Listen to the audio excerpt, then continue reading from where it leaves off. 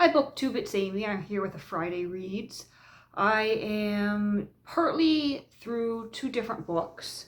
One of them is fiction. It's this little 1899 novel by Egerton Castle, which I'm pretty sure is a pseudonym. It certainly sounds like a pen name to me, and it's called The Light of Scarthy.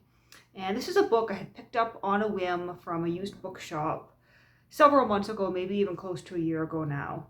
But it definitely reads like a gothic novel. So we have our main character, Adrian Lancaster, I think is his name. I know his name is Adrian. No, sorry, not Lancaster, Landale, Adrian Landale. And he essentially lives in an old lighthouse or castle of sorts. And he's lived there quite a while. He seems to have noble birth, some sort of wealth in his past, but he has chosen to become a recluse and is living in almost complete isolation with no one but his maid, who was sort of his governess growing up, and a single servant who is French and who has fled France during this period. It's 1814, so during the Napoleonic Wars. And he lives in almost complete isolation, reading and thinking and sort of musing philosophically about things. We have this scene where he receives a collection of books that his servant has brought back from a trip into the city. And one of the books is by William Wordsworth, and he recalls how he knew Wordsworth back in his school days. So this is someone of literary and intellectual merit, someone with some sort of wealthy background who has been able to cut himself off from society and live in this isolation on the coast, basically living off preserves and fish. His servant goes out and fishes for him. And it's hinted that there was some tragic love story in his past that caused him to leave the civilized world behind and to go and live in isolation. And I'll be interested to see exactly what that was, how this novel progresses. I admit I was a bit thrown off by the opening pages called, the first chapter was called The Peel of Scarthy, which was essentially 4 or 5 long pages of description of where this lighthouse, where this home on the Lancaster coast was situated. And then of course we have the lightkeeper, which describes Adrian himself and his housekeeper slash maid slash all-in-one servant Marjorie. And then of course his study area, and there's literally a chapter here called Daydreams, a Philosopher's Fate. And so he is stuck within his own mind, but I think something may occur that is going to pull him from this isolation and from being stuck within his own mind, and we'll see. I'm only a few chapters in, not very far. Let's see, I'm on page 33, and I began reading that over the weekend.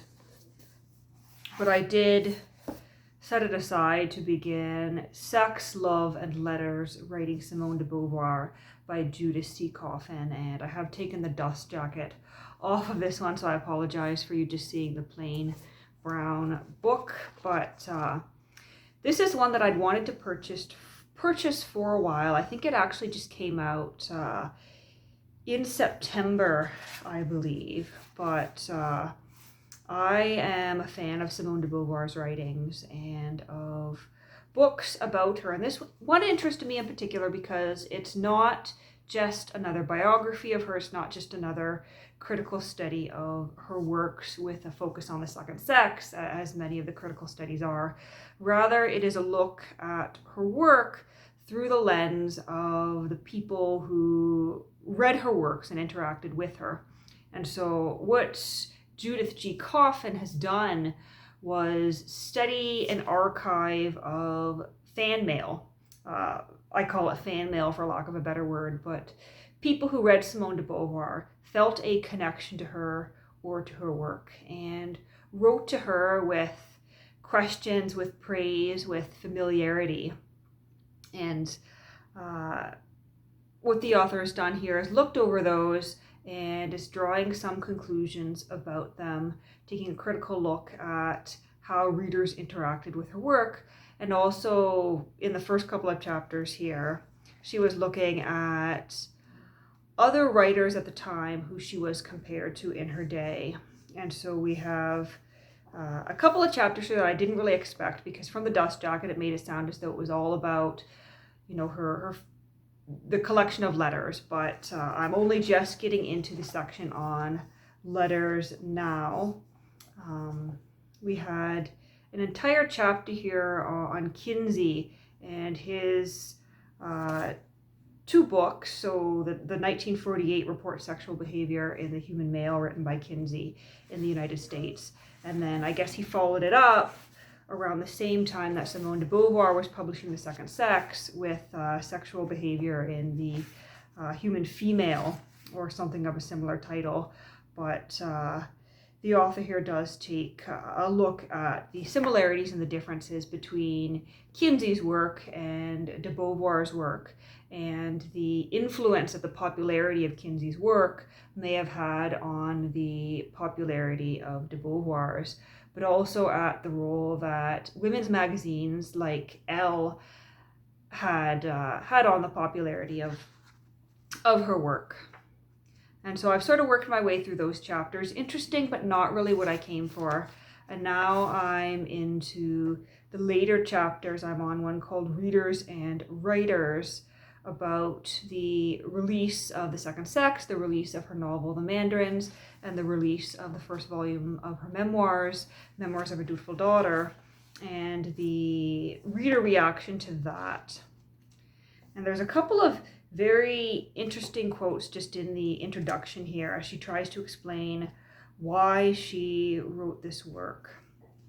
Because it's not just about looking at the readers in the context of de Beauvoir's works, is also looking at, or rather, it's about the opportunity to get sort of a lens or a window into culture at the time, into the kind of things that people were thinking and the kind of questions that people had. People would write to de Beauvoir about sexual issues, about questions they had. They would write to her about philosophy. They would write to her about relationship issues. And the author writes here in her introduction, readers' letters to Beauvoir highlight the post-war collision of tradition and rapid change. They capture thoughtful, ordinary people's efforts to fashion new selves, as well as the significant social, cultural, and psychological impediments to doing so. And for whatever reason, the author clearly comes to this conclusion here, but I think so as well. In her writing, Simone de Beauvoir tried to create a sense of intimacy. She tried to create a conversation, or the sense as though she were writing directly to her readers, and her readers got that and they took it and they ran with it, and they felt almost a compulsion, the need to write to her about what they had read, to write to her as though they had a personal relationship with her. And one of the things that she notes here is that people would write to her almost as though they're apologizing. I don't normally do this. I don't write to authors, but I felt I had to. They would apologize. I'm not elegant like you are, but I have something to say here.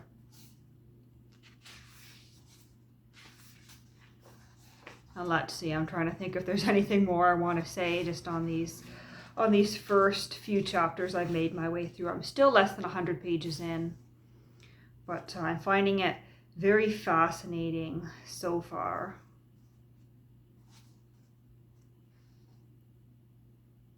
Yeah, here's a quote here regarding that intimacy. The letter writers reached for intimacy with the writer of their mind's eye and struck up conversations with the person or voice that emerged from those writings.